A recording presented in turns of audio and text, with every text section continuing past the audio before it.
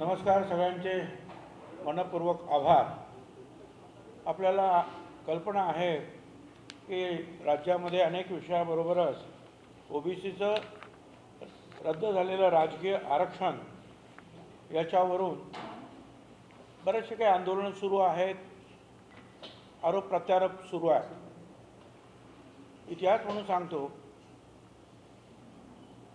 VP. Singh त्यावेळचे प्रधानमंत्री यांनी मंडल आयोग अवॉर्ड स्वीकारल्यानंतर आणि ओबीसींना आरक्षण द्यायचं ठरल्यानंतर भारत सरकारतर्फे त्याच्यानंतर काही दिवसांनी मी शिवसेनेतून काँग्रेसमध्ये आलो आणि मग काँग्रेसमध्ये पवारसाहेब मुख्यमंत्री असताना 94 साली जालन्याला समता परिषदेची एक मोठी रॅली झाली। त्याच्यामध्ये विलासराव देशमुखांपासून सगळे पवारसाहेब वगैरे सगळे हजर होते आणि एकच मागणी झाली की मंडल आयोग महाराष्ट्रामध्ये ताबडतोब लागू करा।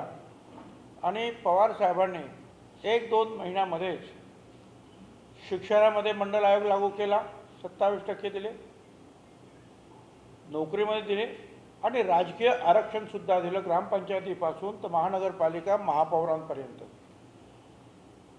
आणि मग गेली जे आहे त्याप्रमाणे काही नियमामध्ये रूल्स कायद्यांमध्ये काय बदल करायचे ते करत गेले। गेली 27 वर्ष कमी जास्त हे आरक्षण सगळ्यांना मिळतं आहे राज्यामध्ये आणि हे आरक्षण व्ही.पी. सिंग यांनी जाहीर केल्यानंतर देशामध्ये हे आरक्षण लागू करणारं महाराष्ट्र हे पहिलं राज्य आणि पवारसाहेब हे पहिले मुख्यमंत्री। आता त्यानंतर जे आहे 2010 मध्ये एक केस झाली आणि ती केस के कृष्णमूर्ती म्हणून प्रसिद्ध आहे, 5 सुप्रीम कोर्टाच्या जजेस त्यांच्या बेंच समोर ती केस होती। आता हे जे आरक्षण जे आहे हे आपण लागू केलं होतं राजीव गांधी आणि नरसिंहराव यांनी केलेले 73 आणि 74 व जी घटना दुरुस्ती झाली आणि नंतर जे आहे अवॉर्ड ॲक्सेप्ट करण्यात आला होता आणि पवारसाहेबांच्या नेतृत्वाखाली हे मिळालं।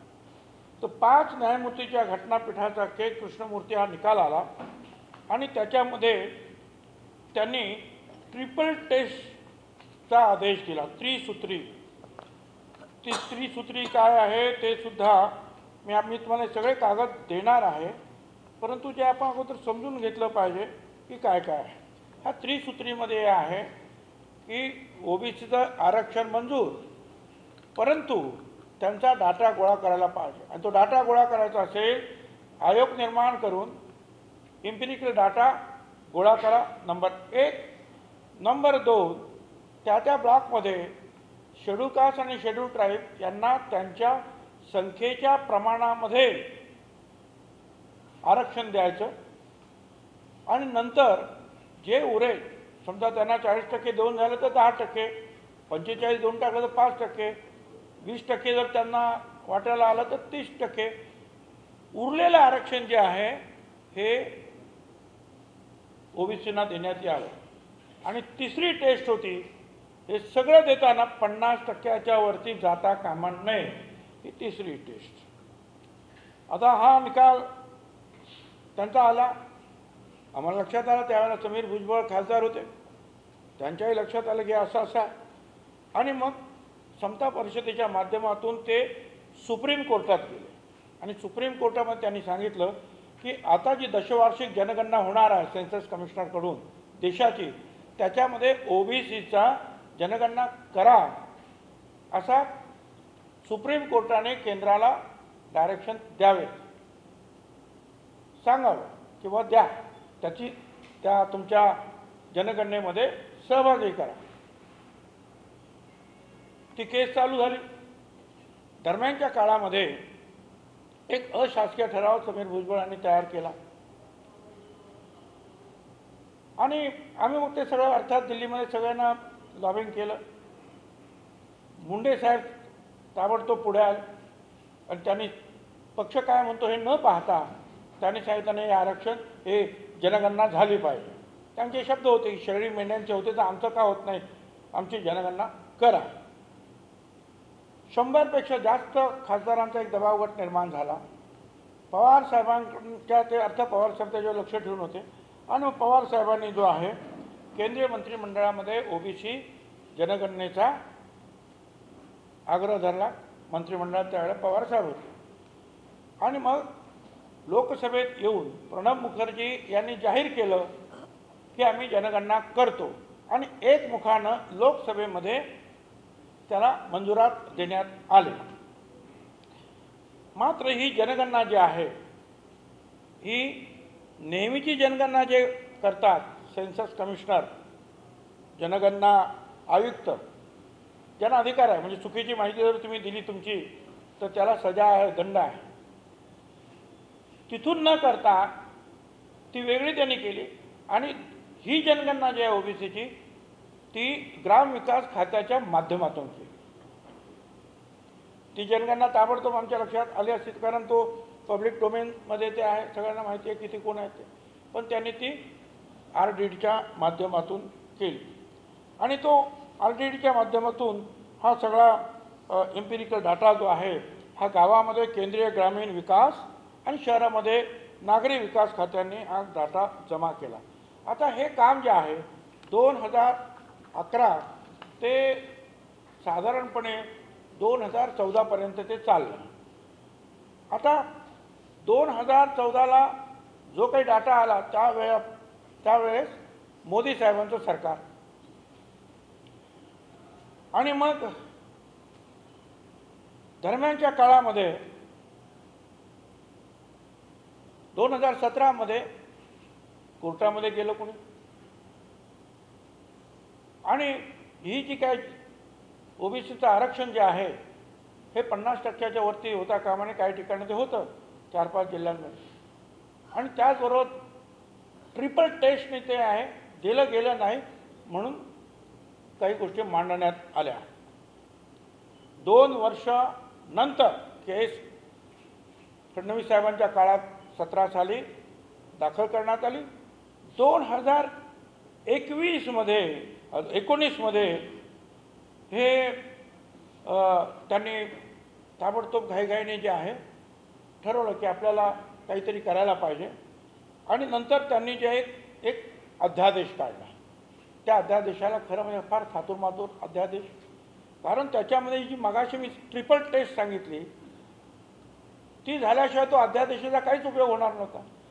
हा अध्यादेश पण मी जोडलेला आहे ज्याच्यामध्ये म्हटलेलं आहे की ओबीसीच्या संख्येच्या प्रमाणात देऊ. या अध्यादेशाची कॉपी तुमच्याकडे येईल, देतो. आता जनगणना त्यांच्याकडे नाही, संख्याच नाही, मग करणार काय? आणि मग हा 31 जुलैला आदेश काढला आणि त्यानंतर ताबडतोब खरं म्हणजे अध्यादेश काढल्यानंतर 4 महिने फडणवीस साहेबांचं सरकार होतं. विशेष अधिवेशन बोलून कायद्यात रूपांतर करता आलं असतं. 5 वर्षात फडणवीसांनी 15 अधिवेशनं घेतली. 31 जुलैला 19ला अध्यादेश काढण्याऐवजी 1 दिवसाचं विशेष अधिवेशन बोलवून ओबीसी आरक्षणाचा कायदा करता आला असता. ते काही केलं नाही. परंतु हे जरी केलं असतं तरी तो कायदा टिकत नाही, कारण त्याच्यामध्ये ट्रिपल टेस्टचा जो आहे भाग लक्षात घेतलेला नाही.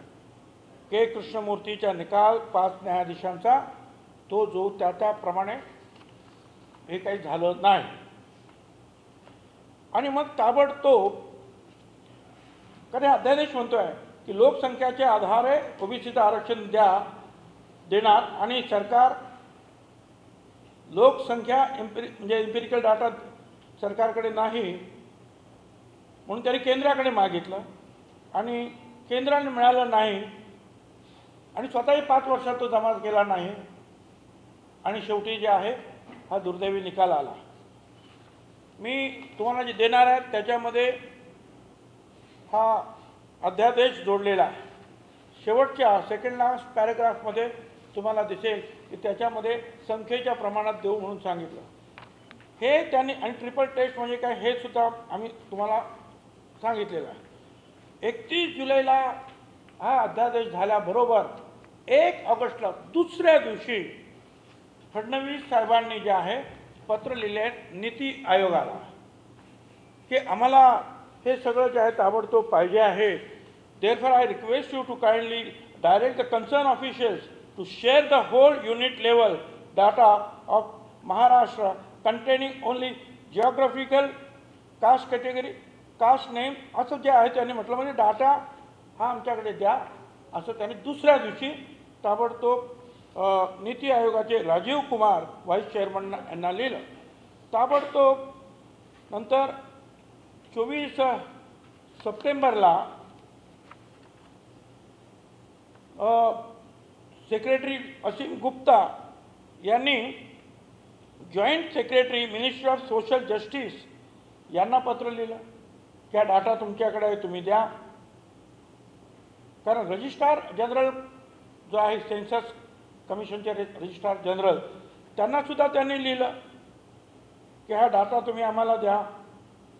पण रजिस्ट्रार जनरलने सांगितलं की हा डाटा जो आहे त्याने असं म्हटलं की द SECC म्हणजे social economic census caste census data excluding the religion and caste data has been finalised and published by MORD and MOHUPA in 2016.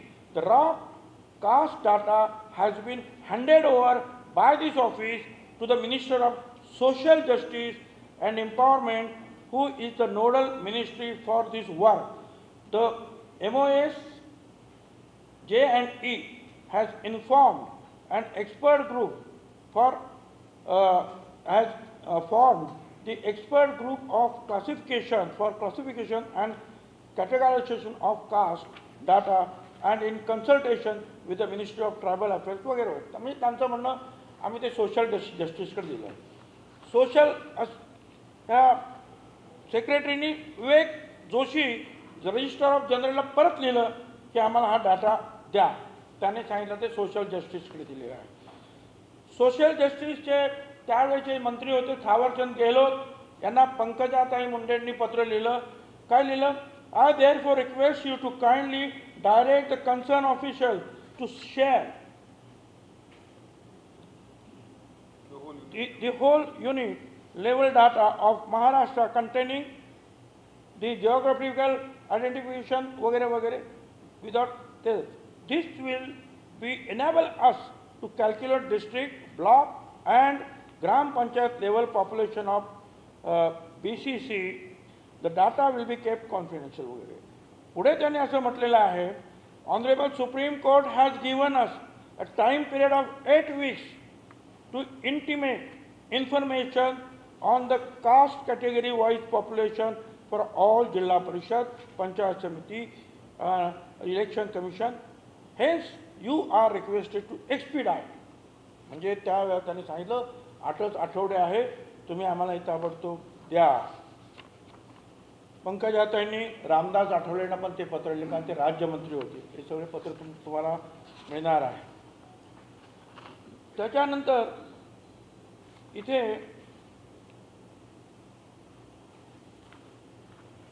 Minister of social justice and empowerment म्हणजे थावरचंद गेहलोत आणि आठवले साहेबांचं department. I am directed to refer to your email dated so and so on the above mentioned subject and to say that the department is not the nodal agency of the central government for publishing the social economic caste survey. The data is not available with the department.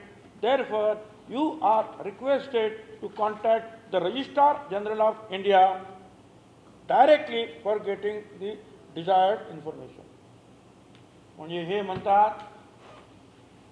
Registrar जनरलकडे जा. Registrar general म्हणतात social justice डिपार्टमेंटकडे जा. हे असं सगळं चाललेलं आहे. परत त्याच्यापुढे पत्र आहे under secretary government of India minister of social justice, त्यांनी तेच म्हणाले की in view of the letter of RGI म्हणजे रजिस्ट्रार जनरल, म्हणजे रजिस्ट्रार जनरलने म्हटलं होतं ना की ते नोडल एजन्सी आहेत, ते म्हणतात in view of the above letter of RGI म्हणजे registrar general of India, this department is not in a position to provide the raw data, देऊ शकतच नाही म्हणून सांगितलं. आता प्रश्न असा आहे की हे सगळं फडणवीस साहेब आणि तुम्ही सगळ्यांनी त्यावेळेला पंकजाताईपासून सगळ्यांनी, एक तर पंकजाताई मुंडे, आता याच्यामध्ये मला तुम्ही सांगा, एक तर 5 वर्ष काही केलं नाही, 17मध्ये केस झाले, 2-3 वर्ष तुमच्या ताब्यात होतं, तुमचा ओबीसीचा आयोग होता, कोविड त्यावेळेला नव्हता, ताबडतोब तुम्हाला करता आलं असतं, पण तुम्ही ते केलं नाही. तुम्ही एकदम 1 जुलै 19पर्यंत थांबलात आणि त्यानंतर जो आहे भारत सरकारकडे डाटा मागायला सुरुवात केली. हे खरं आहे की नंतर मग आमचं सरकार आलं, पण आमचं सरकार आलं आणि कोविड आलं. मला सांगा, या कोविडच्या परिस्थितीमध्ये डाटा गोळा करणं शक्य होतं? लॉकडाऊन चालू आहे, आजसुद्धा ते शक्य नाही, आजसुद्धा ते शक्य नाही. आणि म्हणूनच भारत सरकारचा जो नेहमीची जी जनगणना आहे ती सुद्धा अजून सुरू झाली नाही, कारण गावागावामध्ये लोक जाऊ शकत नाही आणि डाटा गोळा करून आणू शकत नाही. त्यामुळे हा डाटा जो आहे भारत सरकारकडे जो तयार आहे तो आम्हाला द्यावा अशी विनंती फडणवीस साहेबांनी पण केली. आम्ही कोर्टाला सांगितलं की तो डाटा त्यांच्याकडे मागा. कोर्टाने सांगितलं तुम्ही आणि केंद्र सरकार पाहून घ्या, डाटाशिवाय तुम्हाला पुढे जाता येत नाही. आता या डाटा नसल्यामुळे जर निवडणुका जर झाल्या सगळ्या, तर जवळजवळ 55,000 ते 56,000 ओबीसी ग्रामपंचायतीपासून जिल्हा परिषद आणि महापौरांपर्यंत ह्या जागा त्याच्यावर बाधित होणार आहे. आणि हे लक्षात घ्या, ओबीसी म्हणजे कोण आहे? VJNT म्हणजे विमुक्त जाती, भटक्या जमाती आणि ओबीसी अबकड सगळे वर्ग, हे सगळे ओबीसी आहे. असं काही समजू नका की फक्त 2-3 जाती मोठ्या आहेत. हे सगळ्या जवळजवळ 450-500 जाती आहेत. या सगळ्यांना मिळणारं जे आरक्षण होतं, राजकीय आरक्षण, हे जे आहे त्याच्यावर आज बाधा निर्माण झालेली आहे. आमचं म्हणणं असं आहे की आम्ही एक ठरवलं आहे की म्हणजे मुख्यमंत्री, उपमुख्यमंत्री आणि इतर सगळे जे आहेत, अशोक चव्हाण वगैरे सगळे तिथे गेले. मोदी साहेबांना भेटल्यानंतर त्यांनी ही बाजू मांडली. त्यांनासुद्धा कल्पना नव्हती, कारण हा निकाल देशाला लागू झाला, अजून इतर राज्यांना त्याची कल्पना नाही, पण हा लॉ ऑफ द लँड झाला हा निकाल. कारण 3 जजेसचं बेंच यांनी तो निकाल दिला. त्याच्यामुळे बिहार, उत्तर प्रदेश, मध्य प्रदेश, राजस्थान, जिथे जिथे हे आरक्षण आहे तिथे तिथे ते बाधित होणार आहे. त्यामुळे एकट्या महाराष्ट्राचा प्रश्न नाही, हा देशाचा प्रश्न आहे. मोदी साहेबांनी ते मांडण्यात आल्यानंतर त्यांना सुद्धा नाही म्हटलं तर आश्चर्य वाटलं असं सांगतात मुख्यमंत्री वगैरे. आता प्रश्न असा आहे की आम्ही पुन्हा सुप्रीम कोर्टात जाणार, फक्त एकच गोष्ट घेऊन की हा डाटा आम्हाला द्यावा. अशा प्रकारे सुप्रीम कोर्टानं भारत सरकारला सांगावं, भारत सरकारला सांगावं की हा डाटा त्यांना द्या. याचं कारण आमच्या निवडणुका पुढे आल्या, जवळ आल्या, सुरू झाल्या काही, आणि सुप्रीम कोर्टाने सांगितलं डाटा असल्याशिवाय आरक्षण नाही. त्यामुळे या सगळ्या गोष्टी बाधित होत आहेत. मग इलेक्शन पुढे तरी ढकला, किंवा हा निर्णय जो आहे हा 2-4 वर्षाकरता तहकूब करा. तोपर्यंत कोविड गेल्यानंतर आम्ही हा डाटा गोळा करून देऊ. नाहीपेक्षा जर केंद्राकडून तो आला ताबडतोब, तर आजच तो प्रश्न 8 दिवसामध्ये सुटकीसारखा तो प्रश्न सुटणार आहे. त्यामुळे आमचं म्हणणं असं आहे की केंद्रानं हा डाटा द्यावा. आता या बाबतीमध्ये दुर्दैव असं आहे की आमच्या विरुद्ध BJPचं काही लोक जे आहेत आरोप करतात. मला त्यांचं सांगणं आहे की मी तुमच्या त्या आंदोलनाचं स्वागत करतो की OBCसाठी तुम्ही आंदोलन करा, स्वागत करतो आहे. मागण्या तुम्ही मागताय, मांडा, आम्ही तुमचं स्वागत करतो. पण आरोप मी काय हे सगळं काय बोलणार नव्हतो. मी पहिल्या दिवशीच तुम्हाला सांगितलं की मी त्यांचं स्वागत करतो आहे. ज्या दिवशी त्यांचे आंदोलन झालं त्या दिवशी मी हे सुद्धा सांगितलं की मी फडणवीस साहेबांना फोन करून सांगितलं की हा देशाचा प्रश्न आहे, तुम्ही आम्हाला मदत केली पाहिजे, तुम्ही मोदी साहेबांशी बोललं पाहिजे. आमचं तर म्हणणं असं की चला तुम्ही नेतृत्व करा, आम्ही तुमच्या नेतृत्वाखाली येतो मोदी साहेबांकडे, घ्या हा डाटा. तुम्हाला OBCची काळजी आहे, आम्हालाही OBCची काळजी आहे.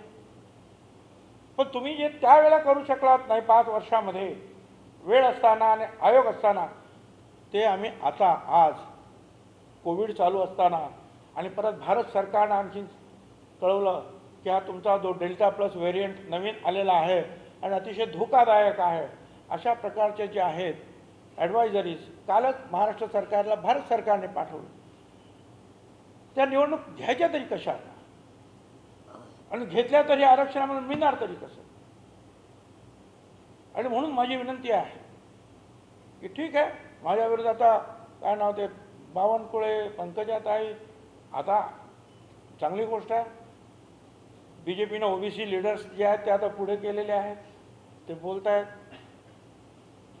जरी त्यांच्यावर अन्याय जरी झाला, तिकडं द्या, नका देऊ, अमुक तमुक याचा आता त्याच्यात मी जात नाही, तरीसुद्धा आज त्यांना BJPने पुढे केलेली आहे, चांगली गोष्ट आहे. मी सगळ्यांचं स्वागत करतो आणि त्यांना सांगतो बोला, परंतु आरोप करताना माझ्यावर हे कागद जे आहेत ही काही खोटी बोलत नाहीत. आणि जनतेला सुद्धा माहिती आहे की कोणी कोणाच्या घरात जाऊन आज डाटा गोळा करू शकत नाही.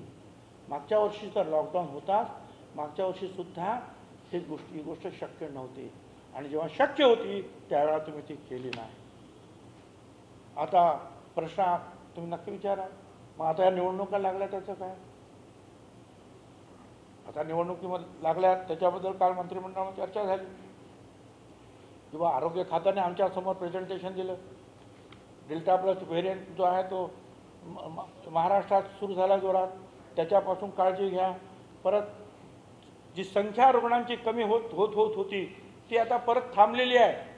नाशिकमध्ये आजच मी मीटिंग घेतली VCवर, ते म्हणाले थांबले असं नाही, परत 100-200ने वाढायला लागले. आता या अशा परिस्थितीमध्ये सगळ्या मंत्रिमंडळ निवडणूक होणार कशा आहे. बंगालमध्ये निवडणूक झाली, तिथे कोरोना वाढला. परत सुप्रीम कोर्टासहित सगळ्यांनी अनेक लोकांनी त्याच्यावर बोट ठेवलं. आणि आता ह्या निवडणुका कशा घ्यायच्या. त्यावेळेला जे आहे कुंटे साहेब म्हणाले की बा आम्हाला काय विचारण्यात आलं नाही आणि ही निवडणूक घेणार कशी काय, कोण घेणार, आणि त्याच्यातून कोरोना वाढला तर करायचं काय.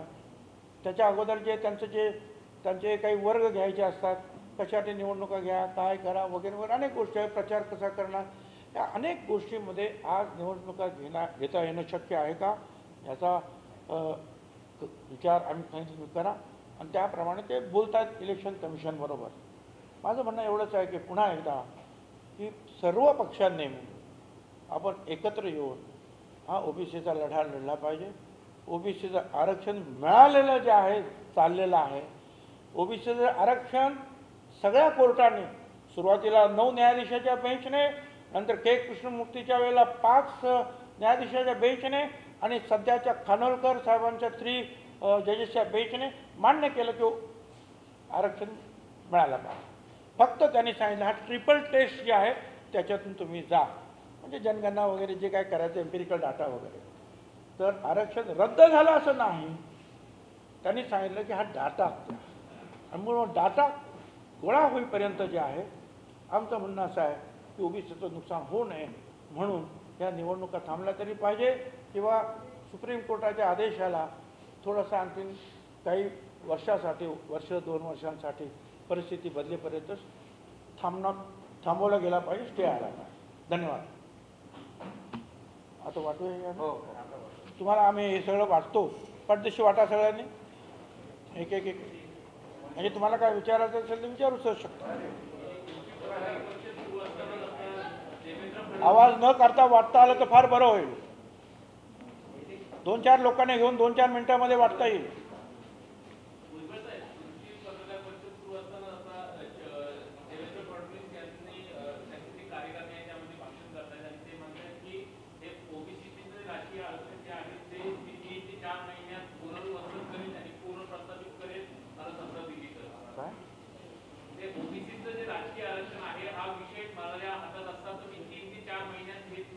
अब 5 वर्ष तुमच्या हातात होता, 5 वर्ष तुमच्या हातात होता, केंद्र सरकारच्या हातात होता.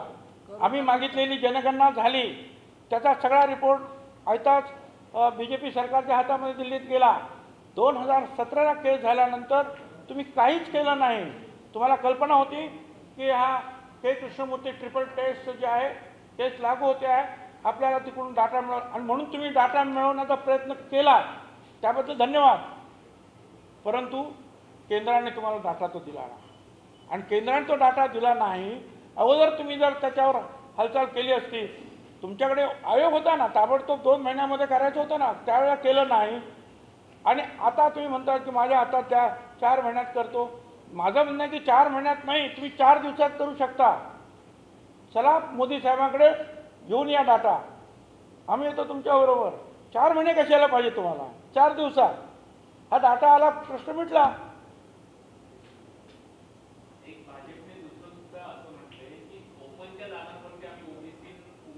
तो भाग वेगळा आहे. आमचं म्हणणं आहे की इलेक्शनच थांबवा, असं माझं म्हणणं आहे.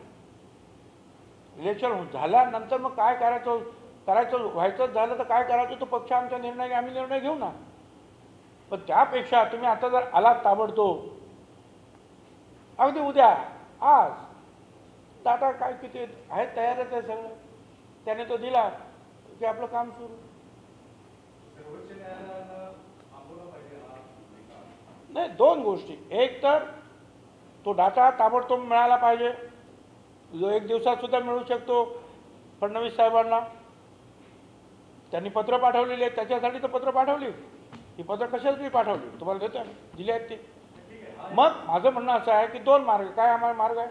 त्यांच्याकडून डाटा घेणं किंवा सुप्रीम कोर्टाला सांगणं की तुम्ही त्याप्रमाणे भारत सरकारला सांगा, आदेश द्या की यांची जी अडचण निर्माण झालेली आहे, हा डाटा हे काही यातही राष्ट्रीय संपत्ती झाली, त्याच्यात लपवण्यासारखं काय आहे? पब्लिक डोमेनमध्ये द्या ना तुम्ही, किती काय असेल. तर ते नाही झालं तर आम्ही सुप्रीम कोर्टाला विनंती करणार आहोत की त्यांना सांगा आम्हाला डाटा द्या, किंवा मग तोपर्यंत जे आहे आम्ही जरा कोविड दूर होईपर्यंत हे इम्पिरिकल डाटा आम्ही गोळा करू शकत नाही.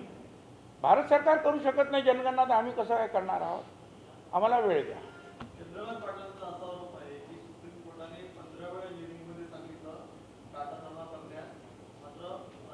15 वेळा सुप्रीम कोर्टाने सांगितलं डाटा जमा करण्यासंदर्भात, मात्र राज्य सरकारने दुर्लक्ष केलं.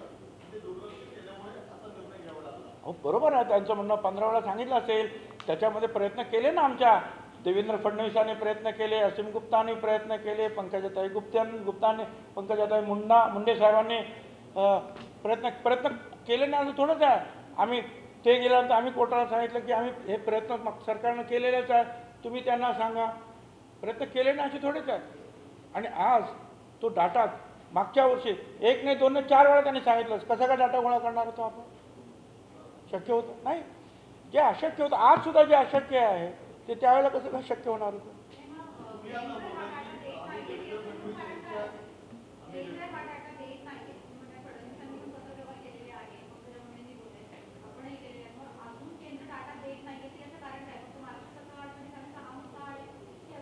नाही, त्यांच्या लक्षात येते की नाही काय माहिती. अहो, हा डाटा जर मिळाला नाही तर सगळ्या देशातील ओबीसीचं आरक्षण जे आहे, राजकीय आरक्षण, हे धोक्यात आलं ना. हे त्यांच्या लक्षात कोणीतरी आणून द्यायला पाहिजे. तसं ते मुख्यमंत्र्यांनी आमच्या सांगितलं त्यांना की माझ्या देशात लागू झाला होता कायदा. त्यामुळे या बाबतीमध्ये मी फडणवीस साहेबांना स्वतः सांगितलं की तुम्ही ताबडतोब याच्यामध्ये पावलं उचला, कारण तुमच्या राज्यांना, तुमच्या पण सगळ्या ओबीसीचे तुमच्याबरोबर असलेले सगळ्यांना हा कायदा लागू झाला आता. हे ट्रिपल टेस्टचा आणि हे सगळा जो आता खानविलकर साहेबांनी सांगितलं तोपर्यंत हे सगळं थांबणार आहे. आणि म्हणून मी सांगितलं ताबडतोबीचा उपाय काय, तर त्यांच्याकडून केंद्रातून डाटा घेणं किंवा मग थोडा वेळ देणं. हो हो तयार. भेटायला मी फोन केला ना काय, आणि त्यांचं तुमचं मी भेटायला गेल्यानंतर ते येणार असतील तर मी रोज सकाळी जाऊन बसायला तयार आहे त्यांच्यावर. मला ओबीसीचं जे आहे आरक्षण टिकवायचं आहे, संपला विषय. आणि या बाबतीमध्ये त्यांचं नेतृत्व मान्य आहे. ते म्हणाल त्यावेळेला मी जायला तयार आहे. फोनवर तुम्ही बोललेलोच आहे. त्याने सांगा भुजबळ या दाखवा काय करायला पाहिजे. चला मी जातो, ताबडतोब इथून उठलो की चाललो. मला याच्यामध्ये अजिबात राजकारण आणायचं नाही. श्रेय सगळं त्यांनी घ्यावं, पण डाटा त्यांनी दिल्लीतून आणावा.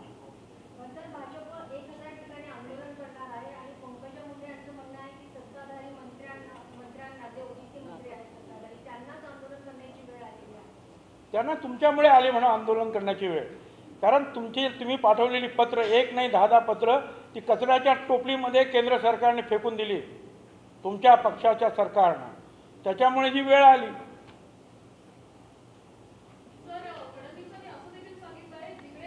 कोण बोलतंय? हां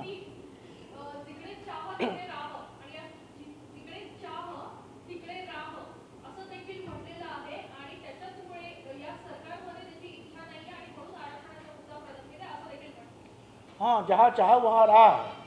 म्हणजे तुमच्या मनामध्ये आणि बीजेपीच्या मनामध्ये चाह नाही आहे. कारण तुम्हाला सांगून सुद्धा तुम्ही डाटा तुम्हाला मिळाला नाही तर आम्हाला कसा मिळणार. म्हणजे तुमच्या मनात चाह नाही आहे, म्हणून तुम्हाला राह सापडली नाही, म्हणून आता आंदोलनाच्या राहावर तुम्हाला जावं लागतंय.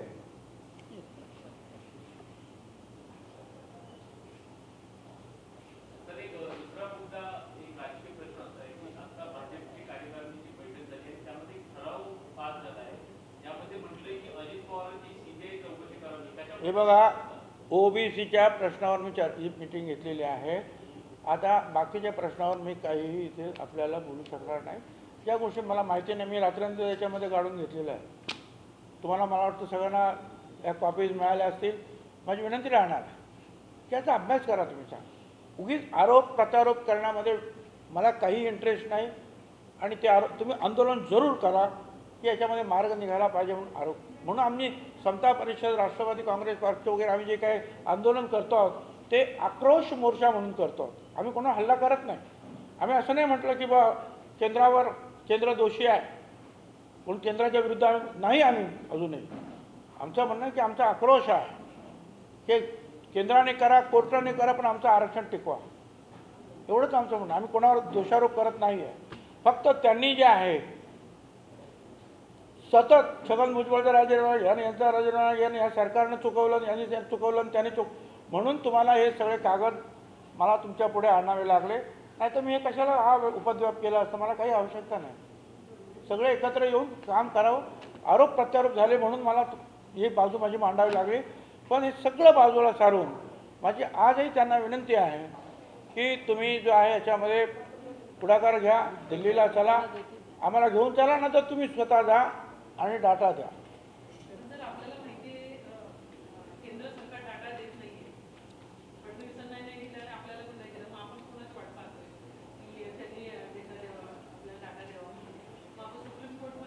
पण ते चालू ना, आम्ही सुप्रीम कोर्टामध्ये 2-4 दिवसामध्ये आमची ती केस दाखल होईल. कारण या सगळ्याचा अभ्यास करावा लागतो, काय निकालात म्हटलेलं आहे. आणि त्याप्रमाणे आता आम्ही फक्त या निकालावर जास्त न जाता आम्ही फक्त एवढंच म्हणणार आहोत की आम्हाला डाटा देण्यासाठी केंद्र सरकारला सांगा. एवढंच आमचं म्हणणं आहे. आणि ते का सांगा, तर ही आमची अडचणी आहे. जाणार 100%. आणि त्याच्या अगोदर फडणवीस साहेबांनी आणला तो डाटा, मग जाणार नाही.